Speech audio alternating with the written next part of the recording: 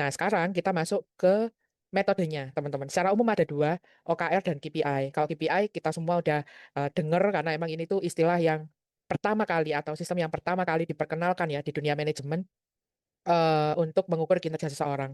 OKR ini baru-baru muncul itu ya sekitar tahun 2000-an ini. Gitu. Pada intinya OKR dan KPI itu sama-sama ngedrive, sama-sama ngarahin kita gitu ya untuk maju gitu untuk perusahaan itu juga bisa bisa gerak ke depannya itu gimana gimana gimana. Nah, saya masuk langsung ke OKR. Nah, ini kita bicara dulu tentang OKR ya, teman-teman. Karena mungkin sebagian besar dari kita untuk OKR ini awam itu gitu ya. Jadi ini saya bahas di awal. Kalau KPI kan nanti lebih mudah diikuti gitu ya karena kita semua sudah cukup familiar.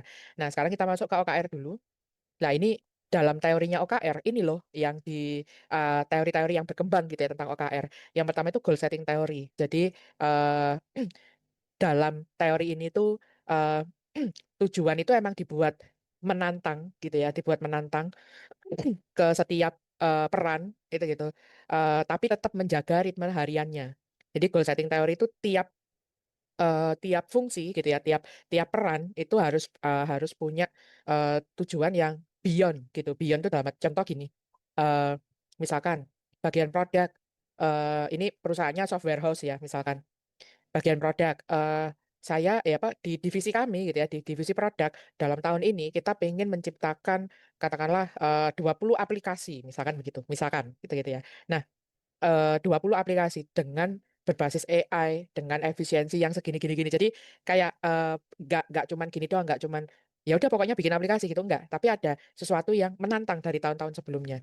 Entah itu lebih efisien, entah itu lebih berkuantitas, entah itu lebih banyak, entah itu lebih powerful atau seperti apa. Nah, itu gitu. Nah, jatuhnya kalau kita pakai yang goal setting teori, teman-teman, maka biasanya pola-pola manajemen yang digunakan itu adalah ini melakukan check-in mingguan, ada weekly meeting misalkan, terus saling kasih feedback, terus ada apa ya, ada satu orang itu gitu ya, bisa leadernya atau siapa nah, yang itu tuh selalu remind atau memberikan pagar bahwa semua ini harus arahnya kemana sih. Nah, itu gitu. Itu goal setting teori. Nah, kalau measure what matters, ini itu agak agak berbeda dengan goal setting teori yang dimana orang itu harus mencapai sesuatu begitu ya. Kalau measure what matters itu lebih berfokus pada apa yang dianggap penting. Gitu gitu. Apa yang dianggap penting? Oke, kita udah tahu tujuan kita, terus gimana? Apa yang dianggap penting untuk bisa mencapai tujuan itu? Nah, itu kalau yang measure what matters gitu ya.